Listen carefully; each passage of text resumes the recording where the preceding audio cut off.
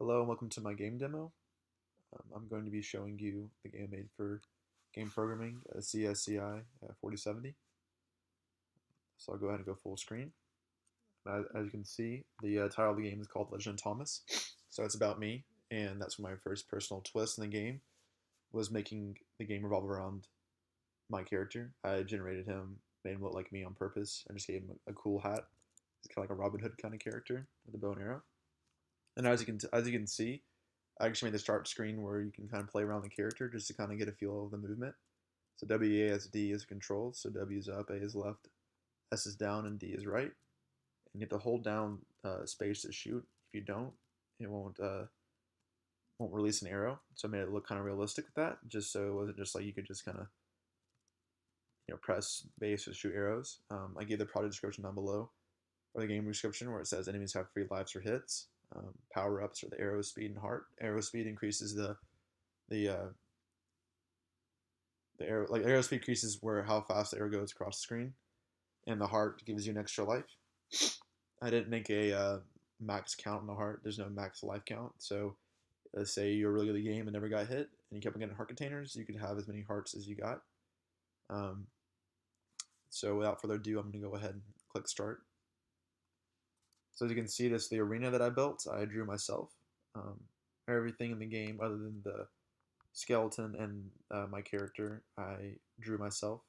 The skeleton and my character were used with this sprite generator. And the boss that you will see in a couple levels, that was used with this. I used a sprite generator for the skeleton, but I actually designed the vehicle and drew it myself. But as you can see, the skeleton follows my movement. I made it to where he actually, whenever he aligns the character, he'll shoot an arrow, and I make sure he doesn't move until he's done shooting the arrow. So there's about 2 types of AI. There's one that kind of follows your left and right, and one that follows your up movement. So he's more of a left-right guy, but if I go above him, he actually will shoot where I'm at. So he always will figure out what the character is and will shoot either up or down depending on where he's at. The other type of skeleton moves up and down the canvas and will shoot left or right depending on where the character is. So I made it responsive, but once the character aligns, it will shoot an arrow. But the skeleton has 3 hits, so I'll go ahead and hit it 3 times.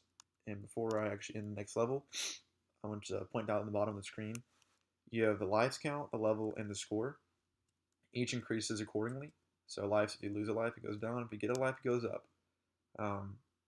Level count increases when you beat the level. When you kill enemies in a round. This is one enemy in the round. And the score increases by 100 if you kill a skeleton, and by 1,000 if you kill the boss. So I'll go ahead and kill the skeleton. It'll trigger death animation. So the skeleton died, and a power-up spawn. This is the arrow speed, so it increases my how fast the arrows go across the screen. So they get a little faster, so it's easier to hit the target.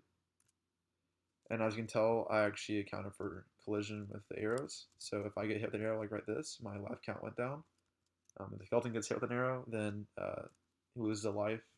I made it where you don't display his life just because it'd be kind of bloated code if I would have done that. I just decided just to make it where it's 3 hits and they die.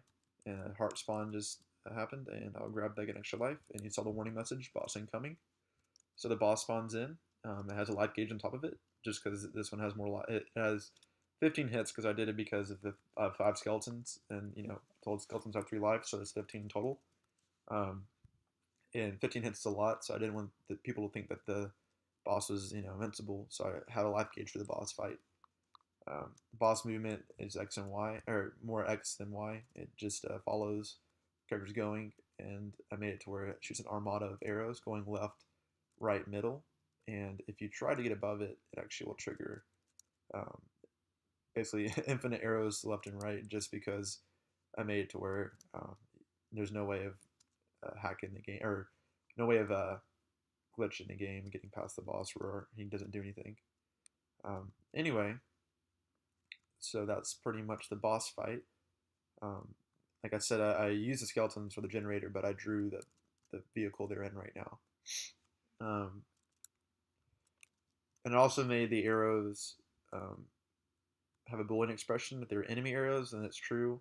So it's not like there's no way this would happen. But if I shot myself for whatever reason that would happen, it wouldn't destroy life. And it also, when the arrow flies, in case there's like when it spawns in, it won't hurt me pretty much because I don't want the arrow to damage me.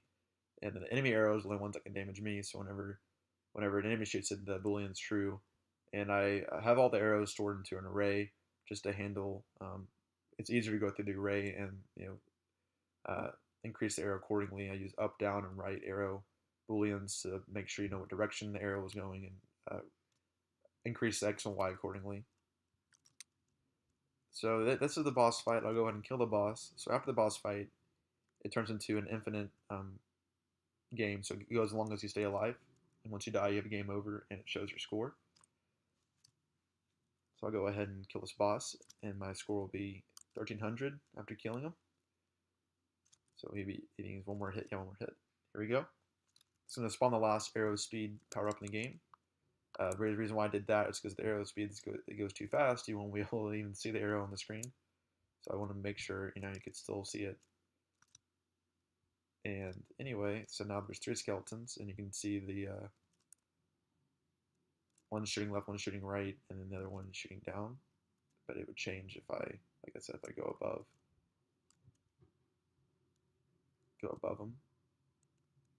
It's kind of a thin line right here, but if I did go to the right of the skeleton, he'll change direction. But yeah, so it's kind of getting a little hard. Anyway, so I'll go ahead and kill a couple more skeletons and show you what happens once you lose all your lives. So the death animation. That was a cool part of the project, is doing the death animation for skeletons and the player. I really enjoyed doing that. Just to show that it's infinite rounds, I'll go and kill one more skeleton. The heart container respawn. That's the only power that will spawn the rest of the game.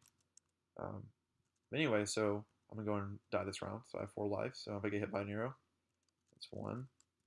So I have 3 lives left. 2 lives. And 1 more life to go. If I died. So as you saw, it triggered the death animation, and it shows you the game over screen and score, and the button to return the main menu, and the character respawns on the tile screen. Like I said, I like to make kind of the tile screen more interactive.